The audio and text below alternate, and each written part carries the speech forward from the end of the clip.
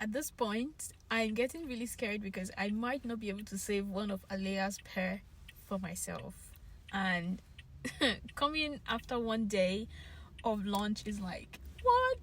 I'm super excited that this one turned out very amazing.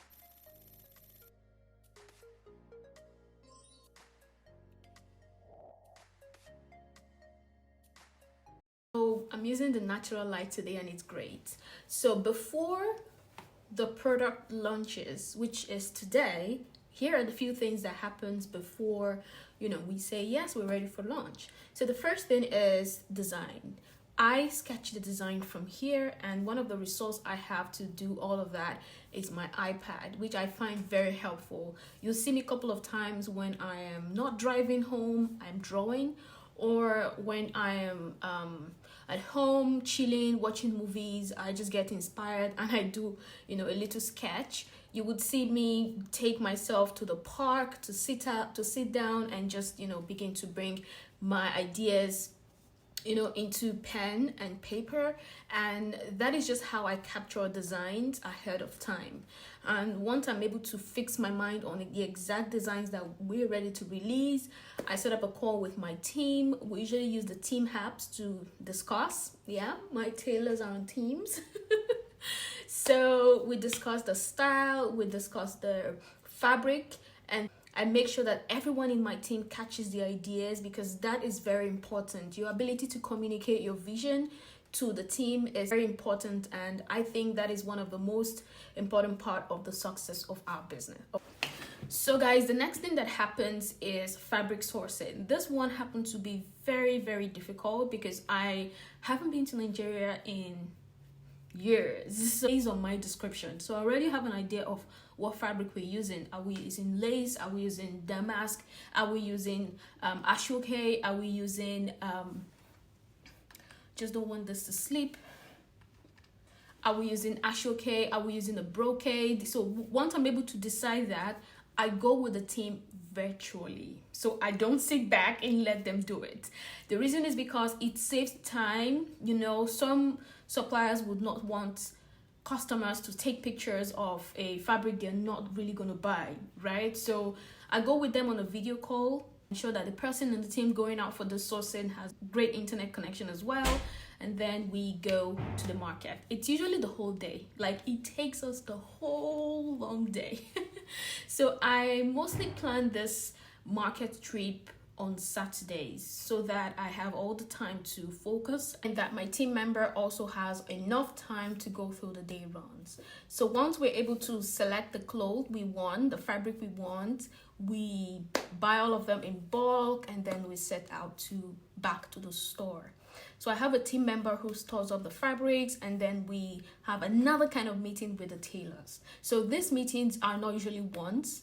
We do the meeting reoccurring to see the progress of the work, where I get to confirm that the cutting is true to style. So the next thing is the tailoring. You guys, this is where the drama happens the most, and I'd advise business owners to pay close attention to the tailoring so that you get a product that has good finishing. One of the things I learned from sampling H&M products, Zara product, and so many other brands that I love and consume is their finishing. And I know that Nigerians have great tailors. I know that you can get Nigerian made product that have top-notch quality, but you have to pay for it, right? And you have to make sure that your tailor is doing the job in a standard way. And then I have another meeting with them during the sewing stamp. That one just kind of reminds them again of the importance of sewing carefully and neatly. I just stay with them to chit chat, not necessarily to look at their work.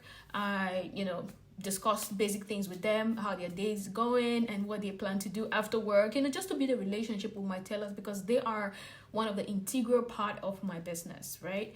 And I'm sure they're happy and they're comfortable with the work that they are doing. When we pass the tailor stage, we have a sample made. Many times orders are packed, to be sent to me. That sample product also come with the others that are packed, so that I get to have a feel not just of the fabric piece now, but of the whole outfit. there's a lot of drama. Sometimes I get to, reject. Sometimes I make adjustments. Sometimes I mark and label the parts I want changes on. Sometimes I do a lot of correction. I can be very strict when it comes to that part, because after I give it a yes, it means the product is okay to go out there.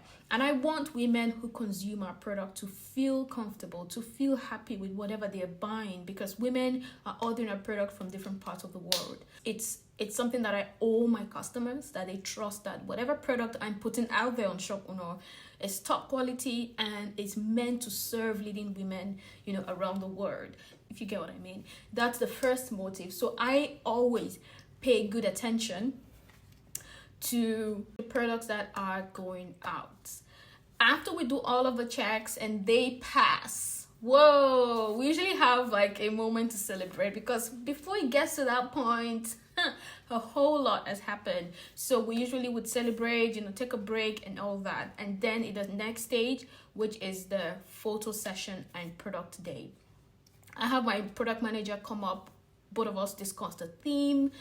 Usually every collection has a theme. For this recent collection, which I'm going to be showing you, the theme was the cloud, leading women to rise above the cloud. We were not promised a life that is smooth, easy, and always going the way we want it to go. We are not promised a life that is free from troubles or free from difficulties or stress. But being a woman that you are, I believe that there are intrinsic values in women that make them overcome whatever comes their way, that makes them stand out regardless of the storm, regardless of the stress, regardless of the day-to-day things they go through.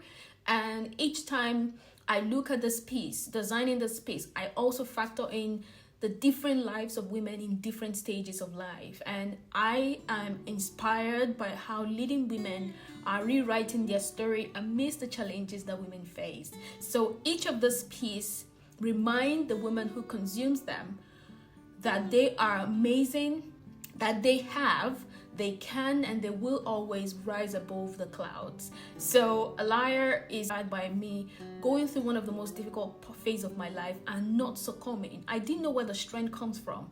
And so I took my pen that day and I was crafting whatever I was drawing as a symbol of strength, as a symbol of resilience, as a symbol of I can do it, and I just know that a lot of women would resonate to this, because it is a normal part of woman life.